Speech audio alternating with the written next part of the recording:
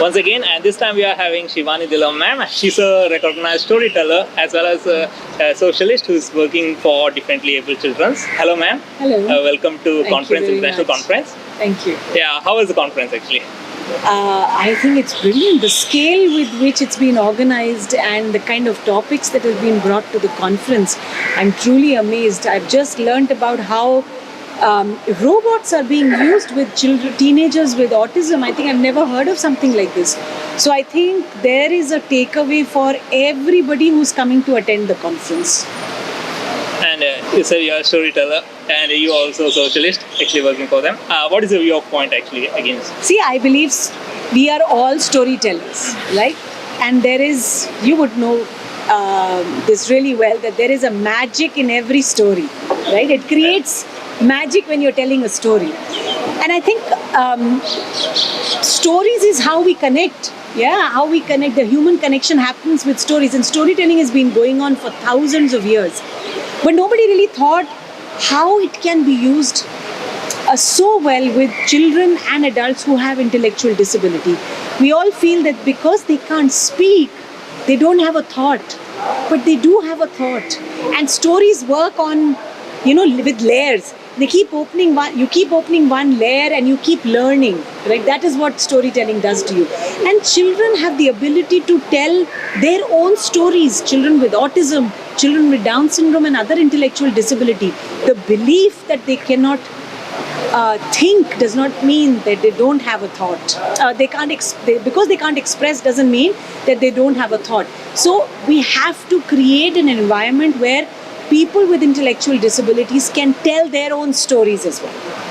Yeah. So that's the power of stories. It creates that, gives you that environment, and you can teach anything and everything under the sun through stories. Actually not everyone in the society really fond of this kind of stuff, but they just neglect this community actually. Yes. Yeah, any sentence for them actually to motivate them actually to get into it? For the society, I would like to say that once you get to know our children with disability, you learn to accept that imperfection is part of our world, right?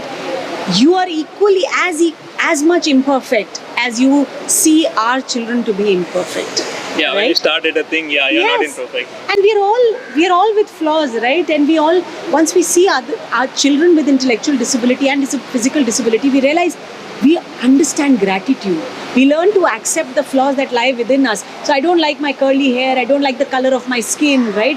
Children are growing up. That's what the society is growing up. So once you accept our children, you learn to accept yourself for the uniqueness that lies within you also.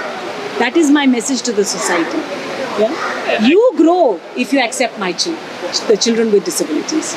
Finally, I hope that you have heard Differently Abled Institute actually, DAC. Yes. Yeah, and have you seen any one of the performances of the children? I think it's commendable what Gopinathji has achieved in the last just 4 years. I think I was amazed to learn that this is only 4 years old.